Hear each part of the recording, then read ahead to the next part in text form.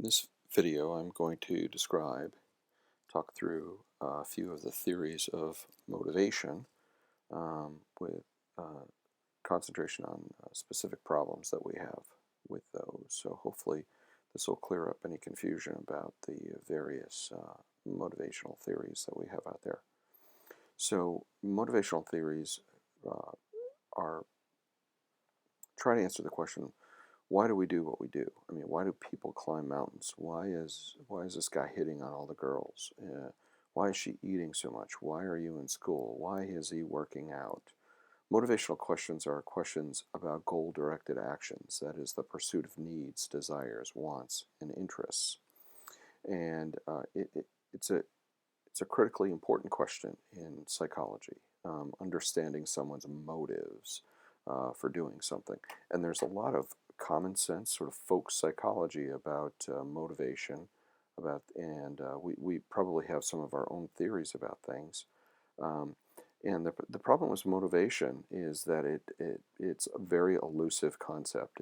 It's controversial, and it creates some problems. And so, to be able to talk about the various theories proposed by various people throughout the history of psychology is important. I don't know that we're going to come to any conclusions about motivations and what drives people and so on. But what we're going to recognize is that there are various theories. You should be able to state some of those theories and associate them with particular people, for example. So, the first set of theories of motivations we sometimes refer to drive theories, and the most um, prevalent of these, the biggest proponent of drive was a guy named Clark Hull. Now, Clark Hull was a behaviorist um, and a very important behaviorist in the 40s and 50s. Um, and he is a name that keeps popping up. In fact, in the 40s and 50s and 60s, he was really even more popular than Skinner. Clark Hull had the ability to he trained a lot of people, and a lot of his students went on to universities and around the country, and they sort of dominated behavioral psychology for a while. Skinner wasn't as good as at placing graduate students or his graduates or his PhDs in universities around the country. Clark Hull was much better at that. So Skinner's version of behaviorism, which we've talked at length about, and I've talked at length about, really doesn't emerge until the 60s and 70s. And it's really Hullian behaviorism that dominates the landscape, the American psychology landscape. That's missed, I think, a little bit in history books, is the prevalence of Hullian's theory. So drive theories are based on this idea of homeostasis, and that is that the body or human beings are want to be in a state of equilibrium or stability. That there's this equilibrium point, not too much, not too little. You're just right. So if you're too warm, you do things to cool yourself off. If you're too cold, you do things to warm yourself up, and so on. So key to this is a drive, and a drive is an internal state of tension between having too much or too little versus just right. So if you have too little of something, you have a drive for more. If you have too much of something, you have a drive for less. And this drive is the push behind behavior. What pushes us are these drives. Now, Hull was, again, a huge proponent of this, and his theory we often refer to as drive reduction theory. If a drive is present, then behavior that reduces the drive will produce behavior. So if you have too little food and have a hunger drive, then eating will reduce the hunger drive. Now you can see that this has intuitive appeal for food. When you're hungry, you feel hungry. You haven't eaten for a while. You have a drive, a motivation to go get food. You eat some food, and then you're not hungry anymore. Your drive is reduced. So it sort of has this biological component too, which we're going to talk about in a minute. Now, thirst is another drive that people seem to have or was appealed to, as with sex, attention, or social contact, and other things. The problem with drive reduction is illustrated, I think, by the issue of sex. I mean, we've all heard of he's got a strong sex drive. She's got a strong sex drive. She's got an insatiable. He's got an insatiable sex drive, and so on. If we apply drive reduction theory, then what we see is that too little sex uh, uh, produces this sex drive, which produces a lot of behavior surrounding sex, and then the result should be a reduction in sex drive. But the people that I know that were sort of hypersexual or had a strong, what we would call in the vernacular, in the common sense, in folk psychology, we would say they have a strong sex drive. Sex didn't reduce that drive at all. In fact, I think it increased the drive to have more sex and more and more. So in some cases, experimentally and just naturally, just observationally, we can see what experimenters found was drive in induction, the absolute opposite of drive reduction, um, or what we refer to as induction is an apparent enhancement of the drive upon getting access to those goals. Remember, we think of drive reduction or motivational theories as goal directed.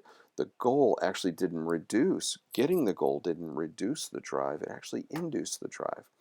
So if you think about classical music or uh, video game systems or comic books, these are things that once you start having some, your drive to get more comic books isn't reduced, it's probably induced, it's probably enhanced. Classical music is another example, I think, as are game systems. For example, if you get, the new PS4, before long you want the new Xbox, and you want the new this, and you want the new that. Whereas a person that doesn't have any of those game systems probably doesn't want additional ones. So the main problem with drive reduction theories is that we often have behavior without drives, and in other cases we see drive induction rather than reduction. Now, incentive theories were another proposal, and this was more like a pull than it was a push. Now, your book attributes drive theories to guys like Bowles and Skinner, and I don't know that I'd put Skinner in that category for the following reasons. If as your book says, external goals are incentives that motivate behavior, this confounds and conflates something that's important, and that is that if the goal is a reinforcer, what is the motivation? The reinforcer can't be the motivation as well. It winds up being a circular concept, a difficult concept to unpack. So, in behavior analysis, when we talk about motivational operations, we talk about things that potentiate or make certain class of reinforcers valuable. The problem with incentive theories is they wind up being circular. To explain the motivation, you need a reinforcer, but the motivation is what you're using to explain the reinforcer. So you're back to square one. Evolutionary theories basically just are theories in which we recognize that there are certain naturally selected properties that are going to sort of motivate us to behave or sort of going to be involved in behavior. Now, important in this aspect is our biological drives, what we think of as hunger and thirst and so on. And there's some problems with that. So a lot of studies have been done. A lot of people have studied hunger, eating, food intake, and so on. And it produces some conundrums, though. As much as we know about it, there's a lot that we don't know. We know that the hypothalamus and subregions of the hypothalamus are involved, especially the arcuate nucleus and the paraventricular nucleus are critically involved in hunger or in feeding or in eating, if you will. We know that there's some glucose feedback, glucose in your blood. This leads to the glucostatic theory of hunger drive, and that is when your glucose level goes down, what we see is hunger drive, if you will, go up. This is really has been sort of incorporated into more modern hormonal theories of hunger, and that is involving insulin, ghrelin, and leptin.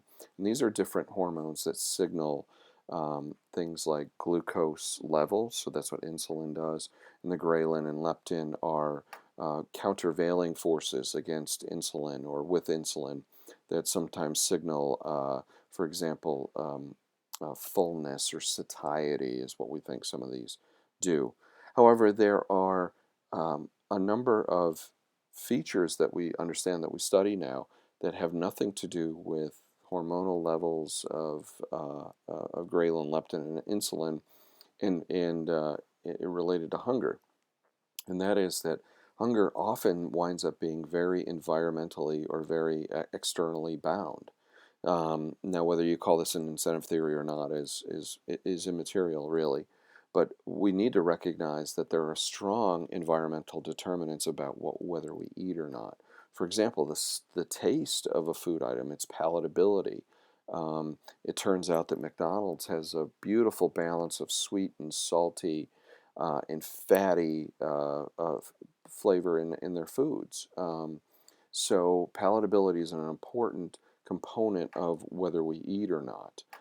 If it were true that we didn't, if the hormonal regulation, the glucostatic theory, the hypothalamic theory of hunger, if those were all true, then we would stop eating and we would be at homeostasis, right? We would be at our sort of a good body weight. But if we look around our society and around human beings per se, we see that a lot of people, a lot of us are overweight. We eat more than we need.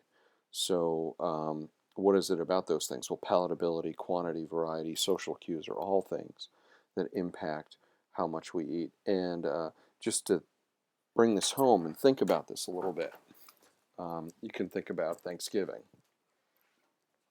And what I mean to say by that is Thanksgiving is a perfect example of a situation where we eat and eat and eat and eat and we're full. We're totally full. We're not hungry at all. And then we see the pie. Right? We're done with our meal, but then we see the pie, and we always make room for pie. So environmental cues have a large effect on what we eat and how we eat, and so on. So hopefully that cleared up some of the issues that you had with theories of motivation.